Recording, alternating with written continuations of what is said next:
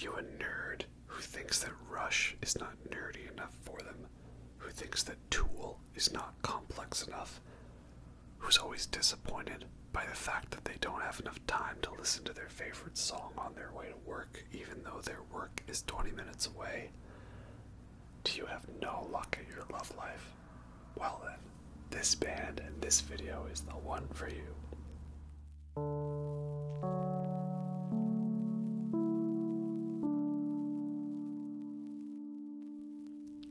Hello everyone, and welcome to the ASMR review show.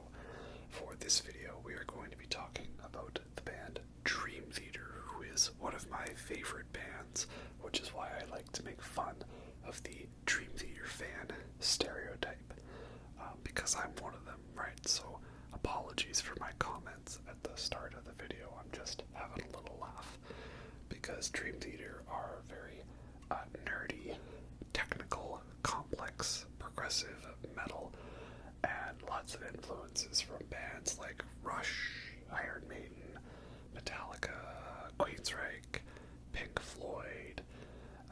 Yeah, really good all around. And so there's already the joke, that all Rush fans are only a bunch of nerdy single dudes, and that stereotype applies even more so to the Dream Theater fans, right? But yeah, I love the band, so I'm just having a little fun with the stereotypes. I couldn't find a really good Dream Theater themed beer, so I just thought I would try something new, which is Steamworks' flagship Hazy IPA, because progressive metal's all about going out there, and this is out there, so let's go with that.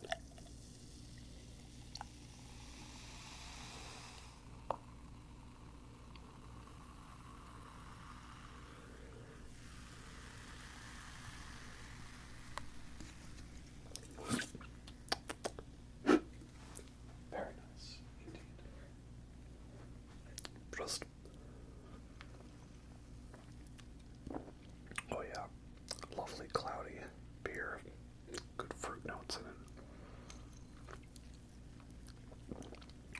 That's just the way they make them these days. So yeah, I don't have any Dream Theater albums on vinyl, so this is not going to be a vinyl video, and I didn't put that in the title, so for once, you didn't get clickbaited. But yeah, I'm just going to talk about all their albums, and I'm in the mood to talk about Dream Theater because I just saw them live on the Dream Sonic tour with Animals as leaders and Devin Townsend, and those are both great bands. I've known Animals as leaders since the first album, and it's a fun album. It's all proggy, 8-string instrumental stuff, and they're fun. They were a cool vibe. I like them. And then Devin Townsend, he's kind of all over the place. He's definitely an artist I need to really get into and listen to more of. I just don't really know where to begin, because we can go from soaring epic notes and strings to I can't have a cheeseburger, I'm a vegetarian, or whatever it is, right? And there's Ziltoid and Bad Devil, but he's a funny guy. At the show he was talking about how this was the post-pandemic era, so the budget cuts had got back, so when I wave my hand over this theremin and it goes whoa, you guys go whoa. Yeah, he's a funny guy. I like him a lot. So he put on a good show too. That was fun. And then Dream Theater, they were great too. They were mainly touring for the newest album, A View from the Top of the World. And it was the first time they were around my area since 2014, but also the first time I was actually able to see them since 2010 when they opened for Iron Maiden, back when Mike Portnoy was still in the band. Yeah, it had been a while, which is why I was eager to go to this show, even if they're not the greatest live band anymore. I mean, I enjoyed them. James LaBrie, I still think his voice is pretty good. A lot of people really hate on him and his voice. I remember trying to show people Dream Theater growing up, and they'd be like, oh, the music was nice, but I didn't like his voice, and never got that. I think he has a great voice, great singing. He's always pouring his heart and soul into it, very passionate.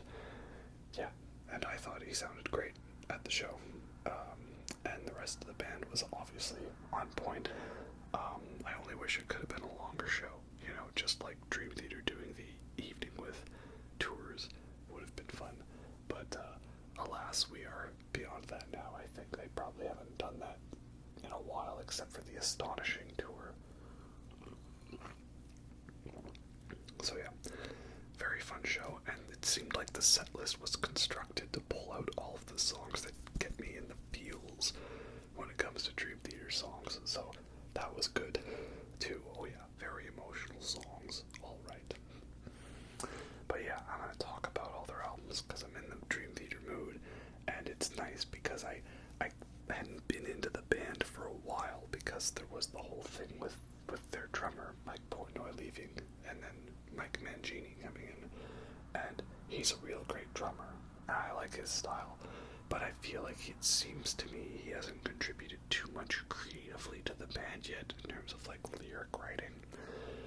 So for the last couple albums I'd kind of not really bothered or been burnt out on, but then this one, A View from the Top of the World, kind of pulled me back into the band, and I kind of got into it now, and I understood what it was all about, and that made me go back and reassess some of those Mike Mangini era albums, and now I think I understand what's going on, so yeah, that's a good thing. But yeah, let's start at the beginning. Dream Theater's first album from 1989 is When Dream and Day Unite. Yeah, because there was the reunion, that was When Day and Dream Reunite, When Dream and Day Unite, Reunite. Yeah, it's the first album, the only one with Charlie Domitresk is on vocals, and it's a good album. It's just every other Dream Theater album is better, right? So it's okay if your first album isn't that great, because then there's nowhere to go but up from there. And again, this is not a bad album. I like the style to it. It's kind of very lo-fi production, but it makes me think of, like, you know, obscure late 80s prog or thrash metal bands, like, what is it? The one band's Centrix. Yeah, Centrix, that's the one. They're pretty cool. Or Coroner, right? Or Flotsam and Jetsam, you know, bands like that, or Kirith Ungol. Or they're not big, super mainstream bands, but for the fans that like them, they really like them. Yeah, that's good. And this style, it's kind of got this neoclassical vibe to it with the way some of the phrasings on the solo passages occur. So that's pretty cool. It's a sound I don't think they've really done too much of, or at least not in that same style. So yeah, that's good. And there's a couple of pretty good underrated songs on here, like Fortune and Lies is a really good intro to the album. You've got the Yeatsy Jam, which is the band's original name, Majesty, spelled backwards. That's a fun instrumental. I really like the epic The Killing Hand, right? Very big, epic song that's, you know, setting the stage for those big Dream Theater epics. And then Afterlife, also pretty good with a real fun solo bit at the end. Yeah, so it's a fun album, and it's good. It's not bad. It's just at the bottom of my list because every other album is better. That's just kind of how it is. It's not like I'm going to dunk on the hate train for it. And it's also just an odd one because it's the only one with Charlie as the vocalist. And so then the style changes from here on out. And he's not a bad singer. He's got a real cool voice. It would be interesting to hear more of that style of the band, but I guess if I want that, I'll go listen to more Queensryche, like Operation Mindcrime and Empire. But then we get the big step up in popularity and quality for Dream Theater, and that is Images and Words from 1992. This album is what most fans regard as their best one, I would say, yeah, it's probably one of Dream Theater's best albums. But is it a personal favorite of mine? Well, no. And that's because I'm very nostalgic for the 2000s albums, which we'll get to in a bit. Because those were the albums that really got me into Dream Theater in my angsty high school years. Yeah, Dream Theater was one of my angsty bands. Them and Porcupine Tree and Tool and Nine Inch Nails.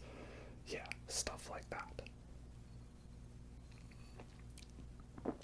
So, you know, I really liked that era of the band, and I always found the 90s stuff, it was good, but it didn't really hit me as much, and so I really love it now, and it's very good, but it's not number one for me.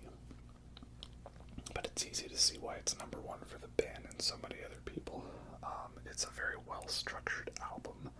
It's not too long, 8 songs of all decent length and parts, but decently complex, and each one feels very unique. Even the ones that are kind of similar, like Another Day and Surrounded and Wait for Sleep, they feel like they stand out.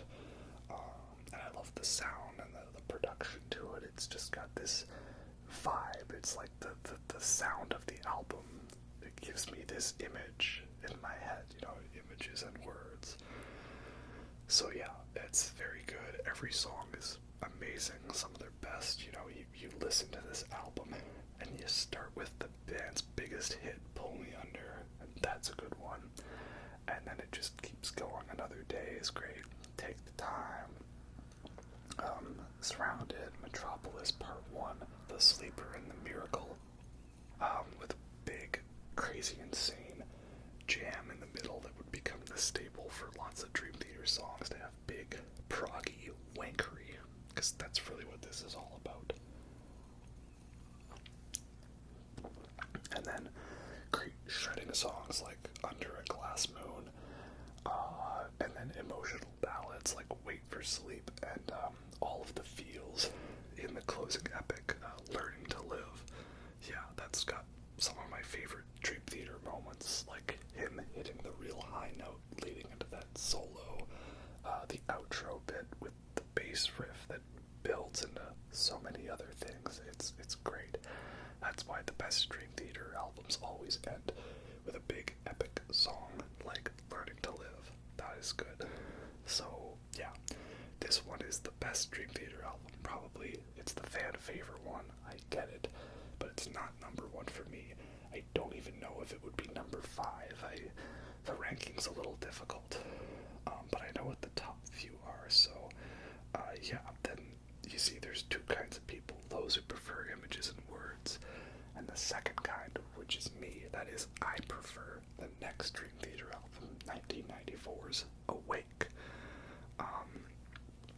Yeah, I like this one better than Images and Words. It was something about the darkness and the sadness of this album, contrasting with the love and the feeling of hope that Images and Words had for me. It's much darker and grungier and dirty, right? And, you know, perhaps if this was a movie, we would call it The Empire Strikes Back of Dream Theater's discography. But that's how I feel. And I love how this album is not a concept album, but it kind of feels that way with all of the sampling that goes on. There's voice samples all over this album. And there was a little bit in Images Words. There was the little bit from Take the Time, you know, hold it now, wait a minute, come on, whew, just let me catch my breath.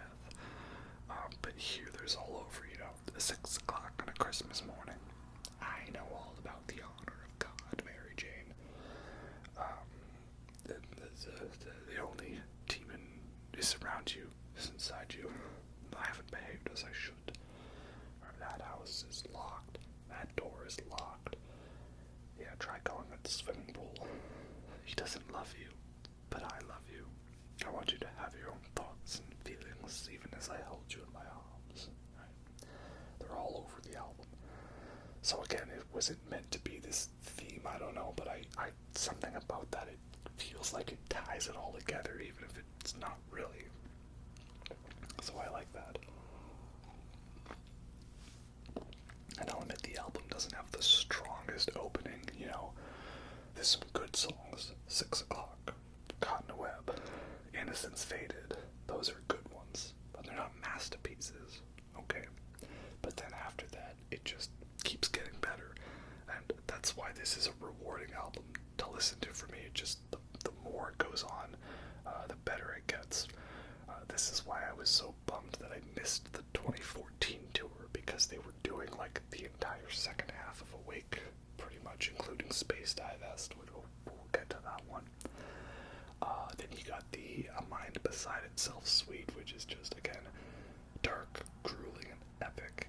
But you've also got like that acoustic song at the end, Silent Man, which is great. And then the pair of heavy songs, The Mirror and Lie, which is the first big Mike Portnoy alcoholism epic song. Yeah, he's done a series of songs that's part of the AA suite, Alcohol Anonymous suite, and it's all about him, like, processing and getting over his alcoholism, which is, now that I think about it, perhaps a little bad that I'm drinking beer during a Dream Theater video. Hey, you know, I no longer need all my rations, so I think I've gotten a little better on that, right? I went through a phase, man, it was bad. Yeah, this is a good time to talk about the Dream Theater sound. You see, the majority of Dream Theater songs, well, they're usually always written musically by every member contributing parts, but I find whoever does the song lyrically helps distinguish the songs from the other ones. So, when John Petrucci writes lyrics to a song, he's the guitar player, it's going to be a bit different than when Mike Portnoy, drummer, writes lyrics to a song. Same with if James LaBrie, vocalist, does the lyrics, or John Young, the silent bass player.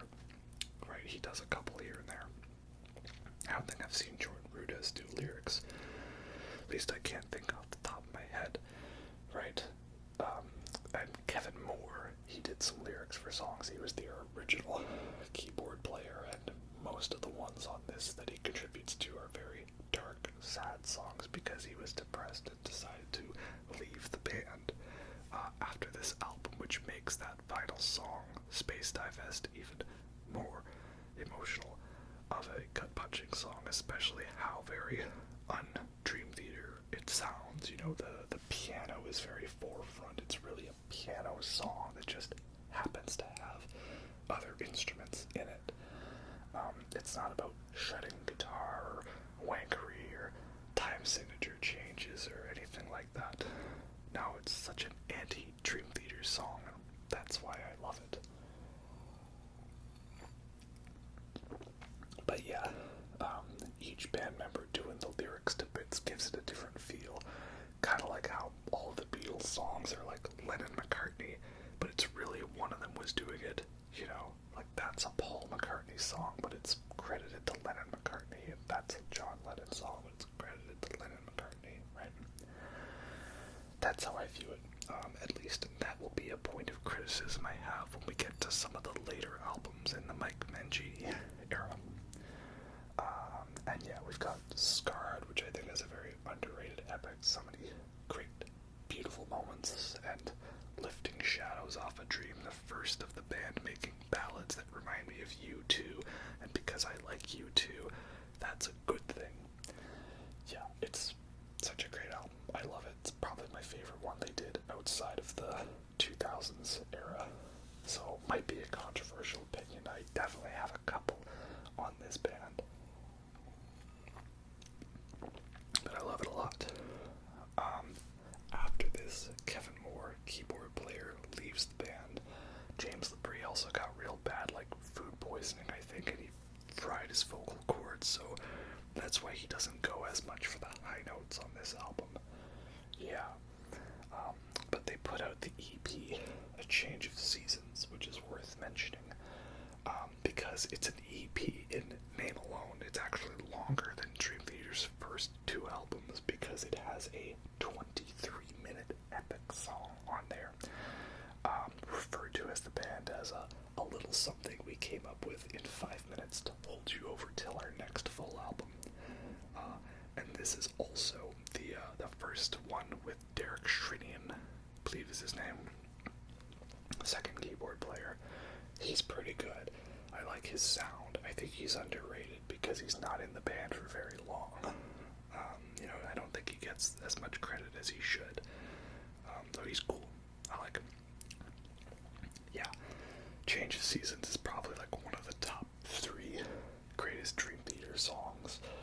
It's by Portnoy processing the very sudden abrupt death of his mother with lots of seize the day mantras in it, like Carpe Diem, seize the day from Dead Poets Society. Great movie. Yeah, there's so many amazing parts to it. I could probably rant a whole video's worth of content about that song alone, but it's just so good. Absolutely worthy of the praise. The rest of the album's pretty fun too. It's got a whole bunch of covers, a bunch of live covers from some fun little shows. They do like Elton John, Led Zeppelin. I think there's a Genesis cover in there. They have this thing called the Big Medley,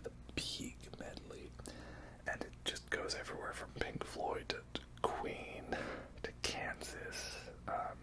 It's you gotta hear it to believe it. How many bands they go through in 10 minutes? It just puts all other medleys to shame. So yeah, fun little album, lots of fun covers, and a big epic song.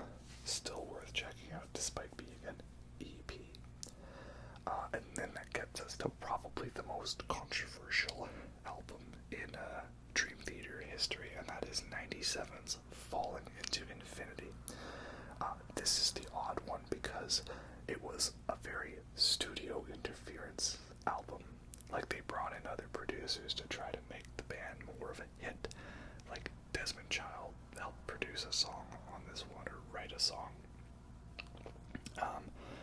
Because after Pull Me Under, the band did not have many hits. I mean, they were still touring around in, like, Japan a lot, which, that's cool, man. I haven't been to Japan. I'd like to go. These guys got to go. That's cool. So, they were trying to get the band hit, and the band didn't want to do what the studio wanted to do. They wanted to make a Metropolis Part 2, in reference to the song Metropolis Part 1, which the Part 1 was a joke, but fans loved that song so much they wanted to expand upon the ideas in that song. And the studio said, no 20-minute epics. No, we need short songs for radio play and fun. And again, it's the only full album, with Derek Shrinian on it. So it kind of is, again, like when Dream and Day unites, where it's only got one distinct member for a single album. Kind of feels out of place. Yeah. But I actually really like Falling into Infinity a lot. There's a lot of good material on here, and songs that took a while to grow on me, but now I really love them, New Millennium's got so many cool sounds to it. Peruvian Skies is like mashing up Pink Floyd and Metallica in the best possible way. And yeah, it's so obvious what songs they're referencing with that, but when you have a story like this song and that guitar solo, yeah, totally worth it. Totally worth it. And there's a couple songs, I'll admit, that are not perfect, and they get better live, like Hollow Years, right? We all know the live solo that they do in the Live at Budokan Hollow Years video. Oh, so good. Or then we got a couple still epic songs on here, which I think are really underrated, like Lines in the Sand and Trial of Tears, both very good ones. Some people don't like the sort of like, gospel type vocals in Lines in the Sand. I like it. It's part of the song. It clicks for me, but that's not going to be everyone's thing. And again, we get a total killer solo in the middle of that song. Worth it. instrumental with Hell's Kitchen. Yeah, there's a lot of really good stuff on this album. Even when Dream Theater makes a bad album, it's not really a bad album by any stretch of the means of the words and all that. So yeah, I think this album is underrated. No, it's not my favorite, and I'm not gonna say it's like better than Images and Words. Obviously not. It's one I still enjoy and don't mind listening to despite its flaws, much like another 90s album that came out around the same time, Load and Reload by Metallica. Those are still good albums to me. They're not perfect. I know they're not better than the best stuff, but like, I can listen to it and enjoy it. Some songs come on and I think, oh yeah, that's good. I like that. Yeah. So I was falling into Infinity. It was a fun era for the band though, because like, they have that live album once in a lifetime, and it's cool how many like fun little references and little bits they throw in there while playing the songs live. And like, when they had Derek in the band, they would do like I don't know if they did it with Jordan Rudess, but with Derek they would become what they called Nightmare Cinema, you know, Dream Theater, Nightmare Cinema, where they would all swap instruments for the encore and play a song like Deep Purple's Perfect Strangers. You know, that was pretty fun. And then Derek Shreny had left the band again and was replaced by Jordan Rudess, who is doing his best to evolve into a wizard, and that is a good thing. And yeah, that brings us to now the golden age of Dream Theater in my mind, because we have what is the other band favorite album, Metropolis Part 2, Scenes from a Memory. Finally, we got a true full-on rock opera concept metal album. Amazing indeed. It's a whole story with characters and vocal samples, and there's a plot, and there's spoilers to the plot. It's great. And in this man named Nicholas, he undergoes like hypnotherapy to remember a past life where he was this girl named Victoria in 1928. And there's a murder mystery about it. And it is both like epic songs, soaring choruses, solos, heaviness, thrashiness, emotional ballads, a part of a song that has some sound effects that make it a little inappropriate to play at parties. It's got it all. This is a great album. It's not one of my favorite by the band, but again, I just have feelings more so for other ones. But it is probably one of their best ones. Totally get why everyone would love it. Every time I come back to this album, I'm reminded of why it is one of the best ones. And it was so fun listening to this album, like figuring out the story and putting all the pieces together and all of the themes from other songs coming back and forth. This is also technically the first Dream Theater album I heard, because the first time I heard Dream Theater was the solo to the song Fatal Tragedy. There was a video of someone compiling all of their favorite guitar solos, and early in the list they had the guitar solo from Fatal Tragedy in here, and I heard that and I was like, that's good. I want more of that.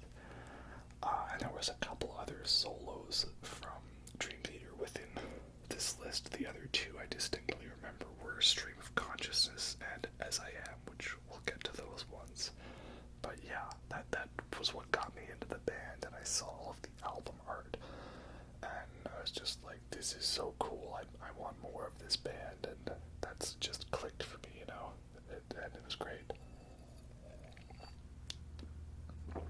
So yeah, Metropolis Part 2, great story, killer songs, drums, keyboards, Jordan Rudess, really bringing it, and there's only so many ways I can talk about how good the album is, and it's good. That's what it is, right? Yeah, so there's a very unfortunate story, though, regarding this tour, Metropolis, Scenes from New York. So the band was doing a tour where they would play like the entire album, then the song Metropolis Part 1, and then like a whole other hour and a half of stuff. It was insane. Like Mike Portnoy played for 3.5 hours, drank too many Red Bulls, and then fainted after the show. That's how badass he is.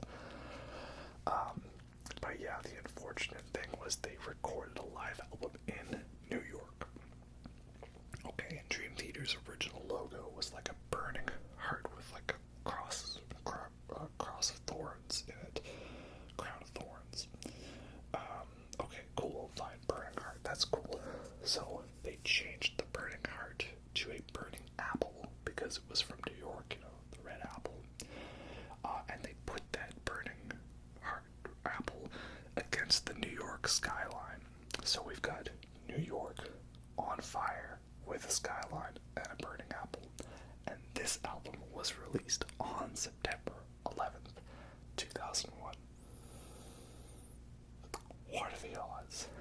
Like, I know we talk about, other things like Nickelback releasing an album, or Slayer releasing an album called God Hates Us All, but nah, man, I think in terms of most unfortunate coincidences, that Dream Theater live album takes the cake, you know? They wake up to the news and are like, oh, we gotta recall that album instantly, so they recalled the album and then reissued it with alternate artwork. But there's still versions out there with the original artwork, and if you can find one, or if you have one, that's worth a lot of money. For very unfortunate reasons. Yeah. Okay. Next one we get to is 6 Degrees of Inner Turbulence in 2002. My favorite Dream Theater album, which I think is a controversial statement. But that's how it is for me. I love it a lot. It's my favorite one. It was the first Dream Theater album I bought. I don't know where my CD copy of it went, but I know I have it at some point, alright? Because the idea of them making a 42-minute long song, a 2-disc album, man, that's gotta be like the most epic album ever, right? And for me, it was. This to me is just the quintessential Dream Theater album because you get everything in the band I love. First of all, we've got a super heavy track, The Glass Prison, which is probably my favorite Dream Theater song. And it's the beginning of Mike Portnoy's official Alcohol Anonymous suite, because The Mirror was like the intro to that. And then riffs and ideas from that song now get taken into these other songs. So that's the first one there, and it's great. It's 14 minutes of just, 7-string heaviness, awesomeness, wah-pal, tempo changes, riffaging. There's like even a turntable sound effect in here. There's a bit where they jam for like 4 minutes straight. A whole bunch of riffs and intensity. I love it so much. It's my favorite Dream Theater song. No contest. And it also begins this whole thing where all the albums were linked together by sharing the same last note as the previous one. Metropolis Part 2 ends with a bunch of static. And so now this album starts with the static to lead into the album. And then we have a bunch of other epic songs like Blind Faith, Misunderstood, and The Great Debate. All equally great in their own right. And then a song to tear your heartstrings out at the end of Disc 1, Disappear. And it's such a great song because it has to be like the end of Disc 1, but it can't be the end of the album because there's still the title track to go, right? Yeah, this one's a 2-disc album because there's a 42-minute song on Disc 2. Disc 2. The title track, 6 Degrees of Inner Turbulence. It's all broken up into movements and individual tracks. And yeah, it's a very emotional song because it's all about people suffering from different mental illnesses or disorders, right? 6 degrees of inner turbulence. And there's like a full-on intro with like all orchestral stuff, and then we get into the songs. There's I don't recall exactly. I think the last one, Losing Time, is about dissociative identity disorder. And then there's About Crash, which I think is bipolar. War Inside My Head is about PTSD. The Test That Stumped Them All is schizophrenia. Goodnight Kiss is postpartum depression. I apologize if any of these phrases are very triggering. It's not very relaxing, I know. Solitary Shell is about autism. That song never fails to get me in the feels. And yeah, those are the 6 degrees, shall we say. And that's why I loved this latest show, because they played the second half of that song, Solitary Shell, onwards to the end. And oh man, I got very emotional at that. You know, songs that have been a very core part of my life many, many years later, seeing performed live, like, oh, it's so good. I can't even begin to describe the catharsis feeling that gave me. So yeah, it's my favorite Dream Theater album because it's just a good balance of everything I like.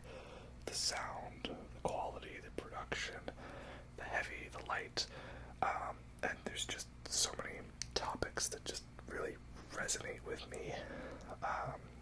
Yeah, it's my favorite one. It always has been. I don't have to think about it. I just know it to be true, and that's how you know it's correct. It should be effortless, and it is for me to say that 6 Degrees is my favorite Dream Theater album.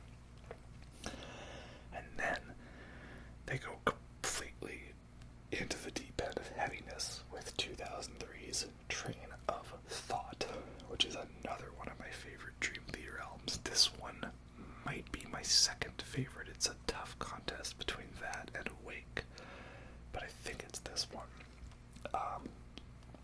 Because this one, they just went all heavy, all of the heaviness, balls to the walls, right? Low tunings, 7-string guitar, heavy, fast, aggressive, angry, angsty, all of the angst. And of course, for high school me, that really connected with me on a good level. And again, it's such a great album. It's 7 songs, and they just are all epic songs. They're all great. They started doing a fun thing where the 6th album was 6 Degrees and had 6 songs on it. And now we have the 7th album has 7 songs. And again, it takes the fade out chord from 6 Degrees right into the beginning of As I Am, which is one of their best straightforward singles. And I think this was the one that kind of made them realize, you know, we need to put like a good 6-7 minute heavy epic song that's the hit single on each album, and they pretty much have adhered to that ever since, I think. And that is a good thing. Yeah, that song just kicks you in the teeth with how heavy it is. You're like, whoa, okay, this is something. And then the transition from that into this dying soul is so satisfying. And then you realize this dying soul is a sequel to The Glass Prison. It's another part of the AA suite, and it shares riffs and lyrics and themes. Beautiful. And then we have Endless Sacrifice, which is probably in my top 5 most favorite Dream Theater songs. It's like taking a Metallica style ballad like One or Fade to Black, but doing it the Dream Theater way. And it's interesting because they don't have too many epics that, like, I think build and then end. Like, a lot of times if they're doing a big 20-minute epic, it's got a bunch of different parts to it, and it kind of ends somewhere a little different than where it began. But this one is like starting soft and then builds up and then has a big ending. Like, a lot of those epics that they do, they'll have like 3 to 4 minutes of like an overture, big jammy heaviness, right? But this one doesn't have that. It's very unique for me. I wish they would do a couple more songs like this. I feel like some of the epics in the more recent albums have gotten a little by the numbers and formulaic, which is why I kind of got burnt out on that era. Or that they just had to make them long. Like, I don't know, it's weird, but it's like the long songs on the first several albums feel like they're the right length. The ones later on feel like they were trying to make them long, but they were doing that before. Does that make sense? Am I just biased? I don't know. But yeah, like literally every song on Train of Thought is good, and I like how they have a lot of songs in different tunings, so it's all the same, it's all heavy, but it feels distinct, you know. We've got like, I'm pretty sure it's like C standard, C tuning for As I Am, then we go over to some 7-string B standard for This Dying Soul, we go to some very good D standard classic metal for Endless Sacrifice, back to some C tuning for Honor Thy Father with a whole bunch of samples from Royal Tenenbaums and Magnolia. Very great. Mike Portnoy is definitely a film buff guy. You can still follow him on Letterboxd, and I do. And then you have Vacant and Stream of Consciousness, which is a big together song in E-flat tuning. Very neoclassical sounding. I love the sound to that one, you know. So good, so amazing. And then we go back to In the Name of God, which that one to me, it's in either B or C. It's in one of those ones. I think that's C. Again, not the best at having perfect pitch, but yeah, it's a great album. Amazing. And the final piano note of In the Name of God leads us to the F piano note that starts off 2005's Octavarium, which is the big epic ending to this meta album where all the albums are connected. And Octavarium's got another equally pretentious concept, right? The first song is in the key of F. The last song is in the key of F. Every song is in an ascending key, with the little interludes between songs being the sharps or the accidentals. So the first song is in F, then we have a sequence, a segueing between songs in F sharp, and then we have the next song in G, and this pattern continues until finally the 8th song on the 8th album, the 7th son of the 7th son, is in F. Again, yeah, very fun concept for an album. And yeah, Octavarium is really good, but I think it's a bit of a step down from the last couple albums, and that's just by proxy of the last few being so perfect. It's still a really good one. Definitely maybe a few too many ballad style songs on this one. Like you've got Answer Lies Within, which is a ballad, and I Walk Beside You, which is a ballad. And then you've got sort of light emotional songs, or songs that are more about feels than they are heavy, like These Walls and Sacrificed Sons. So that leaves us with just the heavy songs, Root of All Evil, Panic Attack, Never Enough, and the big epic Octavarium.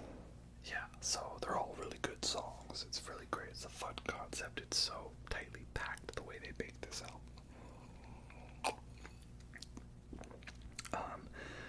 But yeah, overall, it's a little bit less than the solid perfection of the last couple of albums, but still really good. You know, and it's funny, Octavarium was one of the first Dream Theater albums I got into because of Panic Attack being a very popular song, and then it was in Rock Band 2. I remember when that came out, I was so hyped to fail at that song. And again, a 24-minute epic. Like, that was how you got my attention back in the day. have a long, epic song and see if it clicks with me. Some of them did, like Dream Theater and Rush. Some of them didn't, like Vandergraaf Generator and Emerson, Lake and Palmer. Never really gotten into those guys, but the album with the H.R. Geiger artwork is pretty nice. So yeah, I like this one a lot. It's good.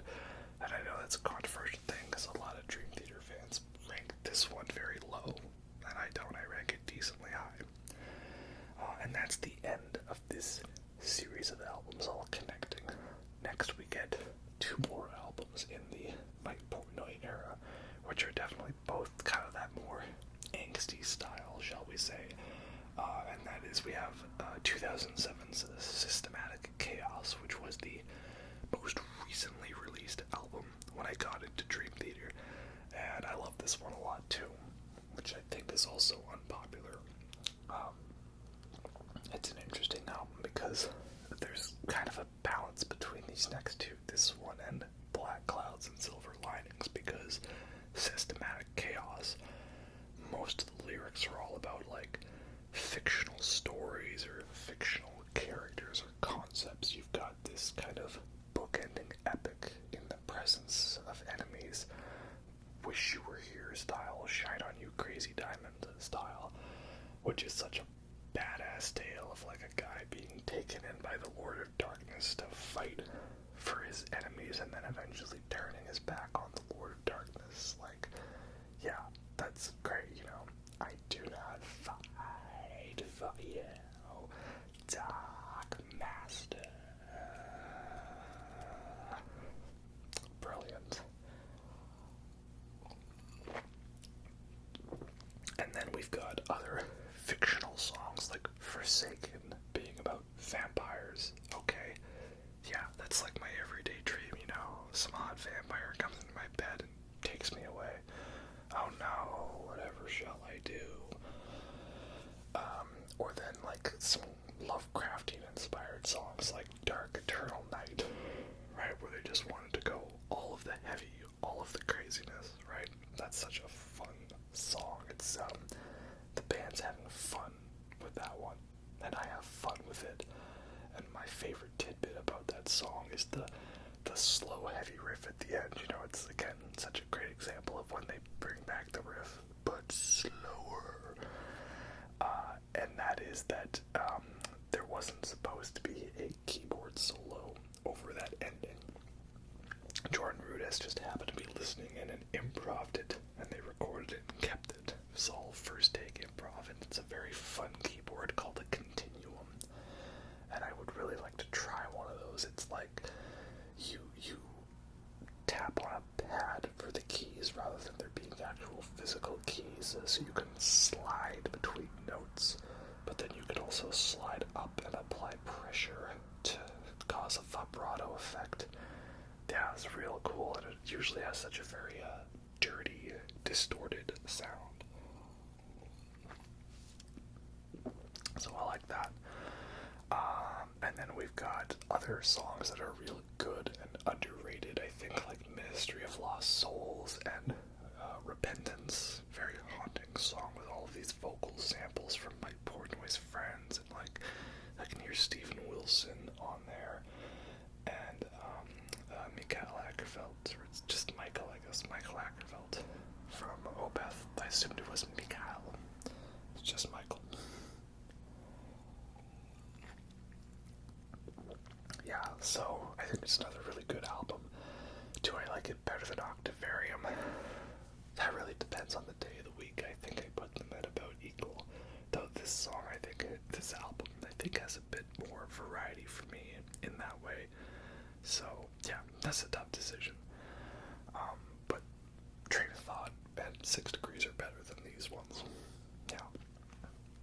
So then we get to the first Dream Theater album that came out when I was a fan of the band, that is 2009's Black Clouds and Silver Linings, which only has 6 songs and it's nearly 80 minutes long, because there's 4 songs that are like nearly 13 minutes or longer. Wow. This one also I think is a bit underrated of an album. It's pretty good, but I guess this is maybe my least favorite out of the 2000s albums. And this was interesting because we went from Systematic Chaos having fictional lyrics, about like anime and Dark Lords and vampires and stuff, to Black Clouds being mostly about like real things or very personal stories, A really bad car crash, Mike Portnoy absolutely destroying my heartstrings with The Best of Times in a tribute to his dad who just had passed away at the time this album came out.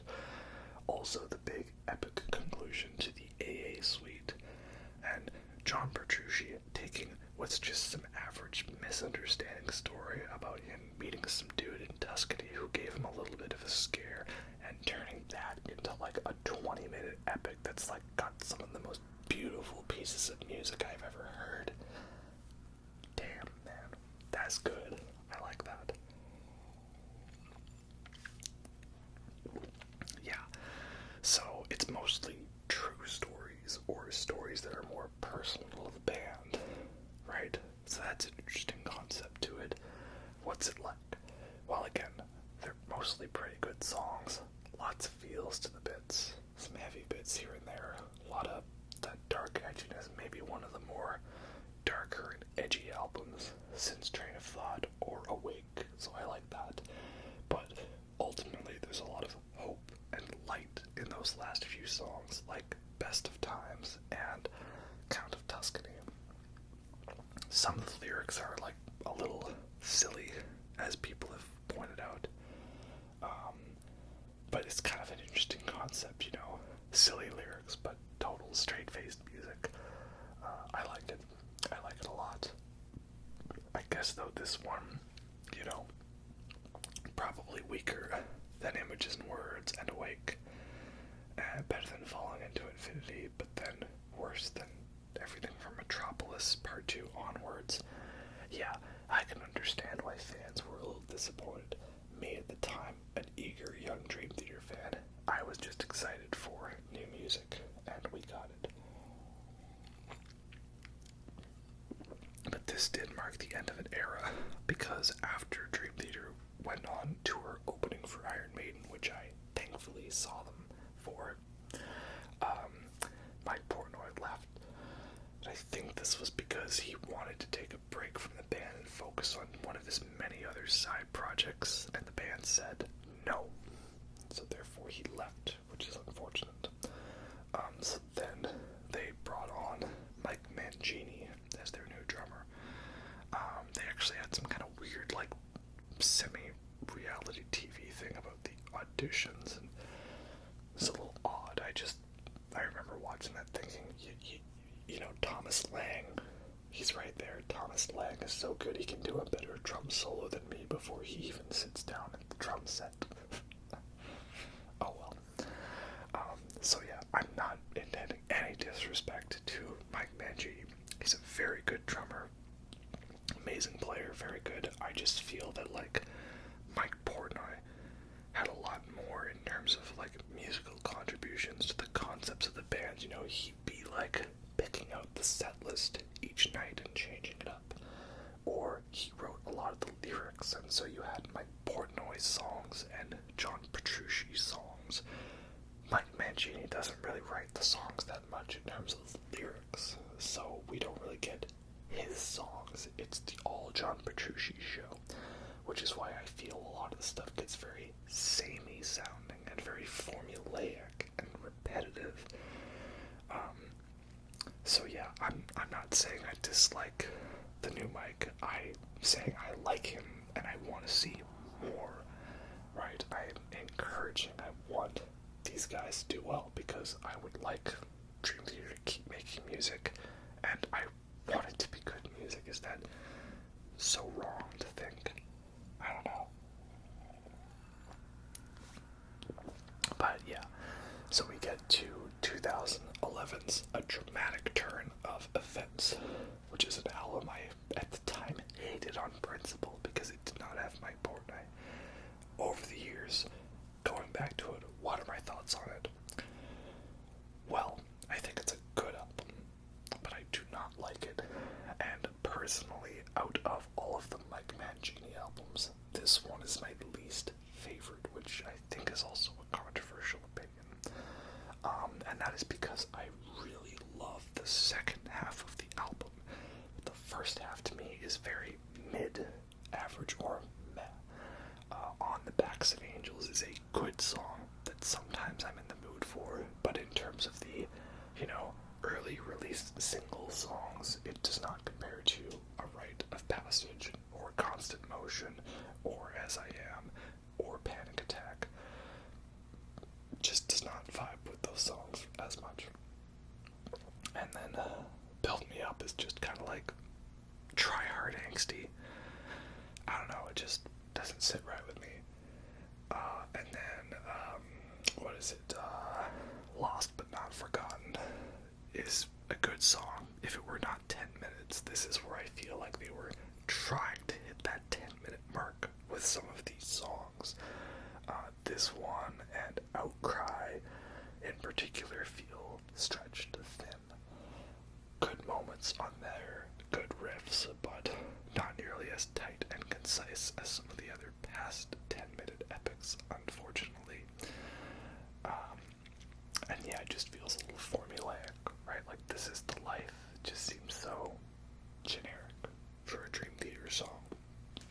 But then we get to that last stretch of Far From Heaven to Breaking All Illusions to Beneath the Surface. That's a real good stretch for me. Breaking All Illusions is one of their best songs. They basically remade Lines in the Sand without the church gospel stuff, and that is a good thing, so I'll take it. But yeah, I've gone back to this album.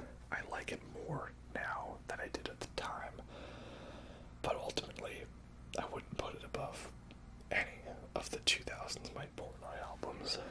Maybe Falling into Infinity, and when Dream and Day and Dream unite, but that's about it. So sorry if this is your favorite Mike Mangini album, but for me, it's a good one. I'll still listen to it and enjoy it, but I think that they got better from here. Well, sort of, there's one album that we'll get to that's hard for me to talk about. But first we have 2013's self-titled album, Dream Theater. This one was pretty good.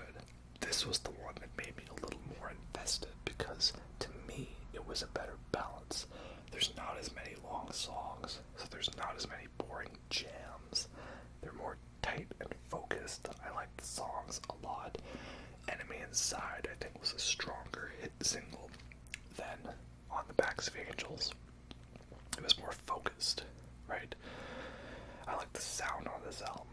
And John Myung made another song again with Surrender to Reason, one of my favorite underrated Dream Theater songs. Though Illumination Theory is a weaker 20-minute epic from them, mainly because it's not 20 minutes. It's got a little hidden track at the end, which I don't like. And it's a little all over the place. But the ending to Illumination Theory is very good and does get me in the feels with that ending. Maybe it is just a love conquers all message, but it's a very tasteful love conquers all message. Yeah. So I also haven't listened to this one that much, so it's still not that great of an album for me. But I feel it was a step up from Dramatic Turn of Events, which is something I don't think most Dream Theater fans agree with me on. Oh well. But yeah, it's pretty good. Then we get to 2015's The Astonishing, which is a very odd album for me to talk about because when it came out, I thought it was so cool. Dream Theater was doing another concept album. It's a huge epic, and it's a 2-disc album, like 6 Degrees, and there's characters and plot and story totally ripped from Joseph Campbell and all that stuff. That's great. I love it. And I listened to it, and I followed the story, and it was great. It was amazing. It was so cool. And then I proceeded to not listen to it ever again.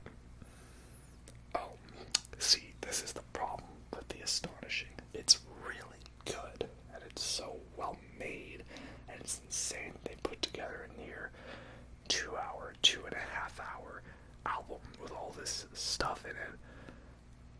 I'm just not gonna casually listen to this, you know? Like, there are so many good concept albums I can just listen to on a whim. The Wall, Metropolis Part 2, Seventh Son of a Seventh Son, Terminal Redux, Fear of a Blank Planet, right? But this ain't it. Like, I'll listen to this album and think, oh yeah, this is really good. I forgot how good this one is. Man, this is awesome. Oh, wow, I'm like not even a third of the way through the first disc. Like, this album is just too long, man. And again, if you're into the real crazy prog stuff, the Devin Townsend thing, I know he puts out lots of long, epic albums.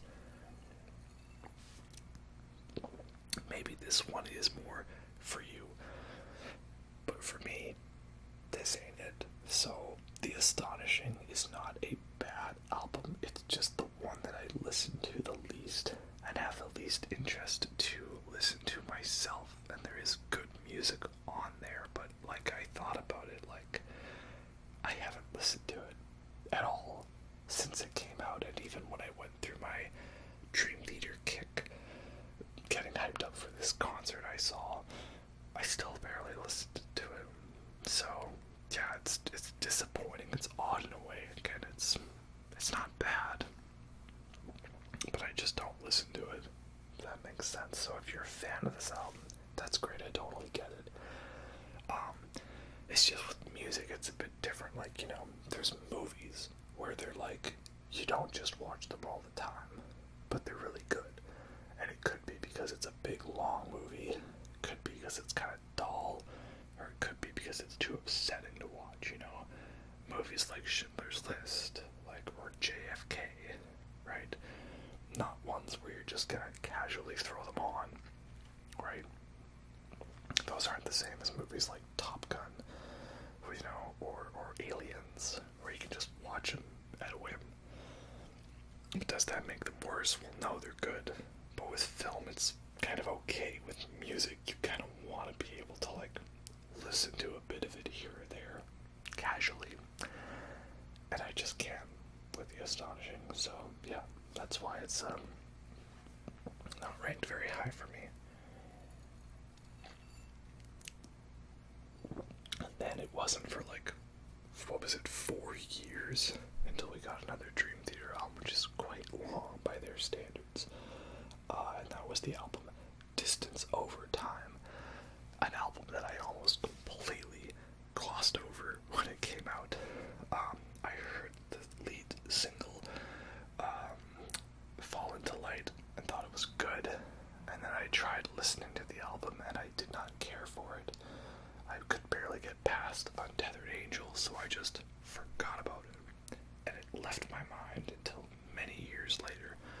And then, with this new album coming out, I went back and listened to it, and I slapped myself silly. If there was one Dream Theater album that I could skip over, this was the worst one to do it. Distance Over Time, so far, is my favorite of the Mike Mangini era Dream Theater albums. I thought it would be not good because it was a short album, and there are no 10-minute epics. But that's what makes it good, you know? It's just tight, and it's focused, and each song feels very distinct, kind of like Train of Thought, every song being in relatively different tunings. This album does that, and it's a good sound. Yeah, it's just they decided to put, like, one of the worst songs first. I don't really like Untethered Angel that much, and Paralyzed is good, but is kind of standard. Then you get to Fall Into Light, which is a really good one. For some reason, it gives me Master of Puppets vibes.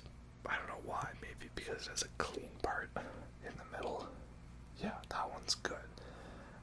And then from there, the album gets real good. You know, S2N, Signal to Noise, At Wit's End is probably one of the best songs they've done in years.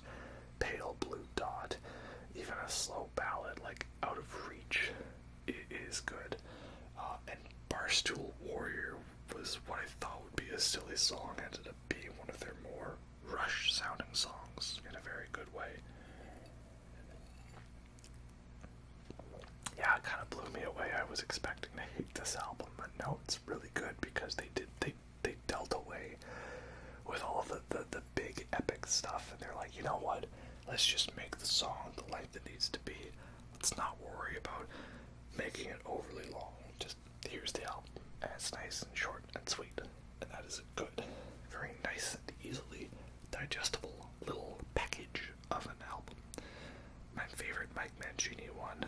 Yeah, I keep kicking myself for skipping over this one. I guess I just needed to wait for it to be the right time, which then it was.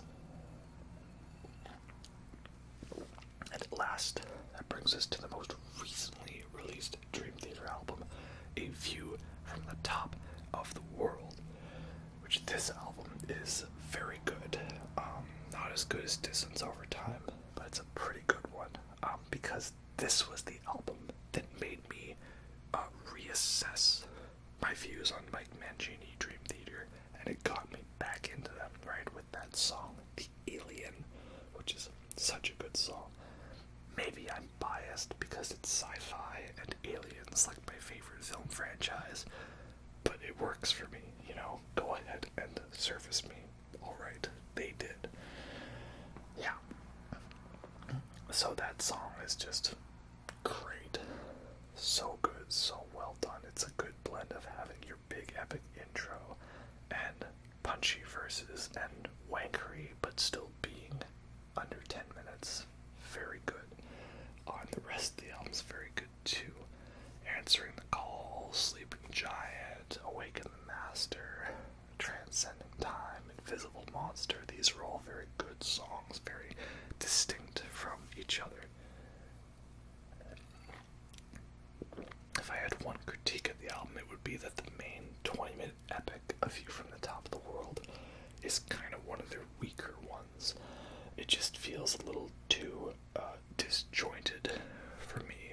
Like, it's pretty good, and then we have the quiet part, the obligatory chill part, and then it just kind of goes through some phases.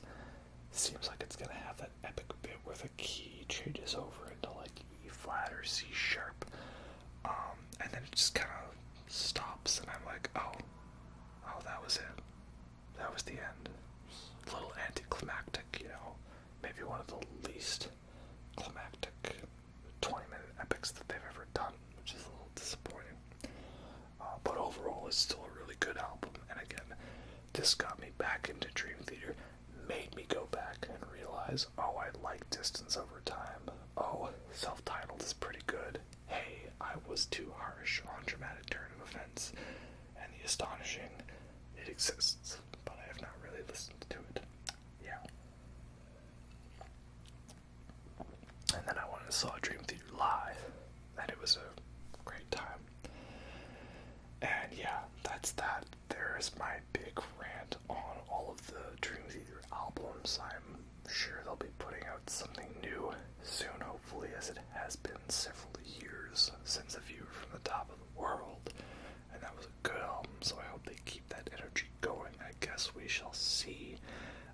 It's just really good to be back into it, because again, I loved Dream Theater so much when I got into them, and then I kind of had a falling out with the 2010s era of them, and then I just completely ignored them for a while, and now I've come back to it with newfound appreciation, and I really like it and enjoy it now, and I want to keep enjoying it. That is good. That is really good. So yeah, I don't know if you guys like this band or not, but I do. So let me know what your favorite Dream Theater album is, and you know, were any of my controversial opinions actually that controversial? Let me know on that, because again, I remember growing up thinking Octavarium was like the best album, and then all the fans said it's garbage compared to Images and Words, so what do I know? But yeah, let me know your thoughts on that. Again, won't be too many videos lately, because, how shall I say it? Well, let's just say I might end up going to meet the Count of Tuscany myself in person, shall we say.